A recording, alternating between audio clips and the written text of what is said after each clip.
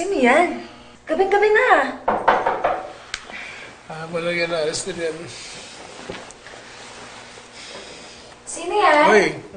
May warang kami para kay Jared Montisillo. Jared, what's this? Inaaresto ka namin sa kasong rape. Sige, pasasan yan. Jared, ano to? Sandali, ano mo Mama ka na late sa ka? Huwag amin. kang maniniwala sa kanila. Tawagan mo si Allison. Wala akong Ito naman paliwanag. Sandali, okay. Pwede ba ako mag-PS? Pwede ako mag-PS? Pwede ba tawagin yung lawyer ko muna? Hindi yun pwede tuguhan sa akin, ha? Hoy! Hoy! Hoy!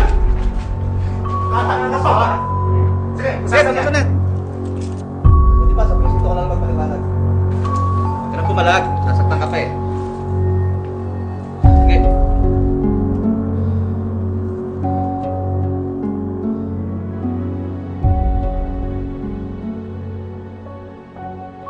No!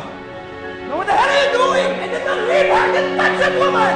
Hindi totoo yan. Kinakaya ako! May sisid doon sleep! Tapos nung hindi kami nagkasundo sa presyo, bigla na siyang sumigaw ng rape! Napapapahal nga yung babae nga eh! Bayaran yung babae nga! Gawa si Ben! I'm not making things up! Ano na yun? Ay, ganito to din sinasabi mo. I did not make things up! She came into my room and then she told me this some sort of hindi kami nagkasundo sa bayan eh! And all of a sudden, she freaked out saying that I raped her all of a sudden!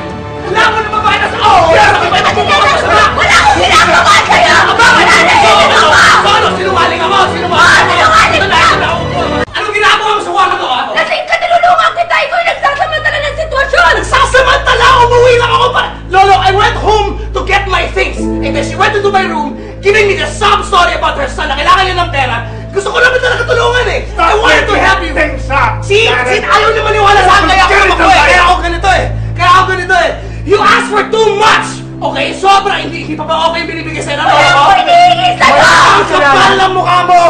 Bakit ka nagtatago? Tingnan mo Bakit silang ka umiiwas? Tingnan mo silang dalawa, pinaniniwalaan ba ako ng lolo ko? Ang matagal na to eh! Ginawa niya itong babae ito, kalaban ng lolo ko! Okay? She made her go against me! She made her go against me! Tama na! Tama na! Sige na. Lo, you have to listen! Lo! Lo! Lo, you have to listen to me.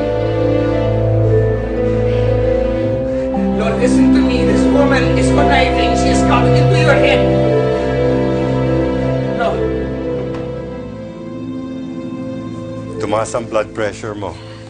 Kaya in-advise ko na si Luisa na i-monitor ka for the next 24 hours. I-update niya ako from time to time.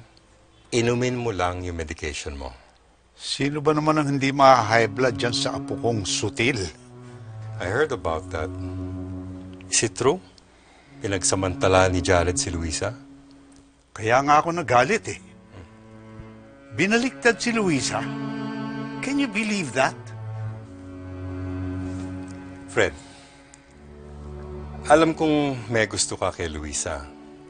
Pero alam mo, hindi rin masama na paminsan-minsan pakinggan mo yung sinasabi ng apo mo. Sa pagkakataon to, sa isip mo, nagsisinungaling talaga si Jared? Now, don't get me wrong, Fred. Kilala ko si Luisa. Pero you have to be fair sa apo mo. Pakinggan mo yung sinasabi niya, then saka ka mag-decide.